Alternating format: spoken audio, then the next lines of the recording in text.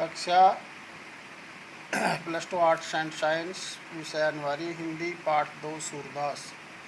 व्याख्या नंबर 4 का शेष भाग। जिनमें वह पत्तों के दोनों में दूध दूकर पिया करते थे। व्याख्या उद्धव द्वारा हठपूर्वक बार बार श्री कृष्ण द्वारा भिजवाई गई योग साधना के संदेश को सुनाए जाने पर गोपियाँ उनके विवेक पर तरस खाते हुए कहती हैं, हे उद्धव, क्या आप अभी तक नहीं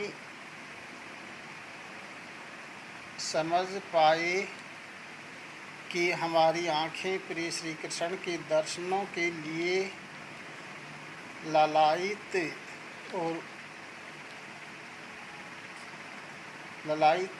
हैं। इनकी भूख आपके नीरस ज्ञान और उपदेशों से कैसे संतुष्ट हो सकती है। कल तक जो आँखें श्री कृष्ण के अनुपम स्वरूप के रस में डूबी रहती थी, वे आपके नीरस उपदेशों से कैसे संतुष्ट हो सकती है। जब तक श्री कृष्ण के मथुरा से लौटने की अवधि का एक एक दिन गिन रही थी, हमारी आंखें टकटकी लगाए हुए उनके आग मन के मार्ग को देख रही थी, तब भी ये उतनी नहीं खींची थी।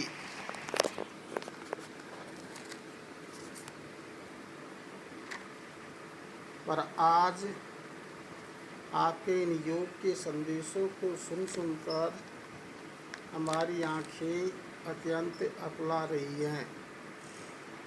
ये अत्यंत दुख रही है। अब आप इन योग और ज्ञान के संदेशों को बंद कीजिए। बस एक बार हमें हमारे प्राण प्रिय श्री कृष्ण के उस मुख का दर्शन करा दीजिए, जिसमें वे पत्तों के दोनों में दूध दुहकर पिया करते थे। हमें मथुरा देश योगी और ज्ञानी श्री कृष्ण नहीं चाहिए। हम तो उस श्री कृष्ण की आस लगाई बैठी है जो गोपियों से हिल मिलकर रस में क्रीड़ाएँ और लीलाएँ किया करते थे। विशेष पहला पॉइंट, हरिदर्शन की भूखी कथन से गोपियों का एकनिष्ठ अविचल प्रेम और मिलन की तड़प साकार हो रही है। कैसे रहे रूखी में ब्रज की गोपियाँ योगियों और ज्ञान मार्गियों पर कटाक्ष किया है। तीसरा, सिकत अठी नाव चलायो में रेत में नाव चलाना मुहावरा प्रयुक्त हुआ है। चौथा है ब्रजभाषा का प्रयोग किया गया है। पांचवा अनुप्रास अलंकार प्रयुक्त हुआ है। पांचवा पद है, निर्गुण कौन देश को वासी, मधुकर हंसी समुजाय सहोदे बूझती साँच न हासी, को है जनक जननी को कैयत कौन नारी को दासी, कैसो बरन भेष है कैसो केई रस में अभिलाषी, पावेगो पुनि कियो आपने जोरे कहेगो गासी, सुनत मौन वह रयो ठग्यो सूर सब मति नासी। प्रस्तुत पद्यांश हमारी पाठ्य पुस्तक सृजन में संकलित कवि सूरदास द्वारा रचित सूर सागर के भ्रमर गीत प्रसंग से अवतरित है। इस पद में गोपियाँ उद्धव से निर्गुण ब्रह्म का परिचय पूछकर उनसे परिहास कर रही है। व्याख्या, गोपियों को बार बार निराकार ब्रह्म की आराधना का उपदेश देने वाले उद्धव का मुंह बंद करने के लिए गोपियों ने उनसे निर्गुण का पूरा परिचय पूछ डाला।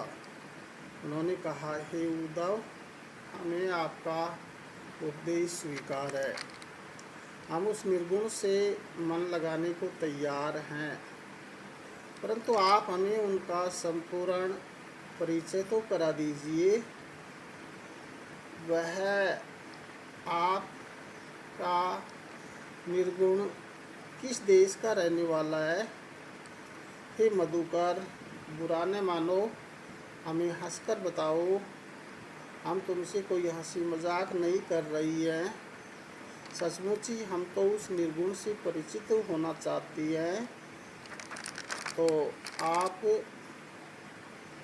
ये बताइए कि उस निर्गुण का पिता कौन है, उनका रंग कैसा है, वेशभूषा कैसी पहनते हैं, तथा ये भी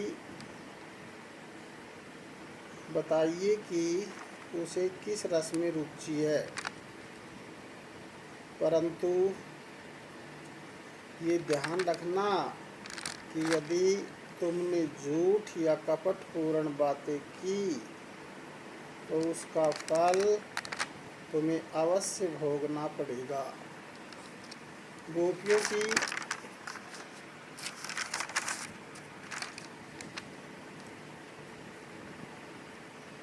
इन बातों या प्रश्नों को सुनकर उद्धव मौन हो गए।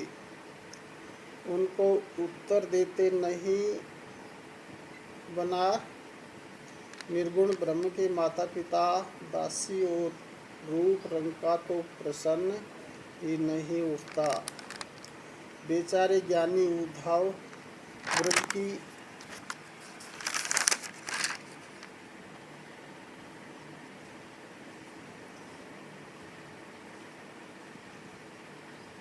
गोपियों के सहज प्रश्नों से परास्त होकर चुप हो गई। विशेष पहला पॉइंट, ज्ञान और तर्क शक्ति में गोपियाँ उद्धव के सामने कहीं नहीं ठहरती, किंतु उनकी सहज जिज्ञासाओं का समाधान कर पाना ज्ञान और तर्क से परे है। प्रेम के क्षेत्र में तर्क का स्थान नहीं है और ज्ञानी तथा तार्किक व्यक्ति प्रेम के भाव भीगे क्षेत्र में प्रवेश नहीं कर पाता। कवि ने इस पद में ज्ञान और योग पर भक्ति की श्रेष्ठता प्रतिपादित की है। साहित्यिक ब्रजभाषा का प्रयोग हुआ है। तीसरा, शैली व्यंग्यात्मक, परिहासात्मक और रोचक है। चौथा, पद में अनुप्रास अलंकार प्रयुक्त हुआ है। पांचवा, कवि ने तुकबंदी भी की है। छठा, निर्गुण भक्ति पर सगुण भक्ति की जीत दिखाई है। सातवां, गोपियाँ तार्किक हैं, उनके तर्क के आगे ज्ञानी और उपदेशक उद्धव नहीं ठहर सके।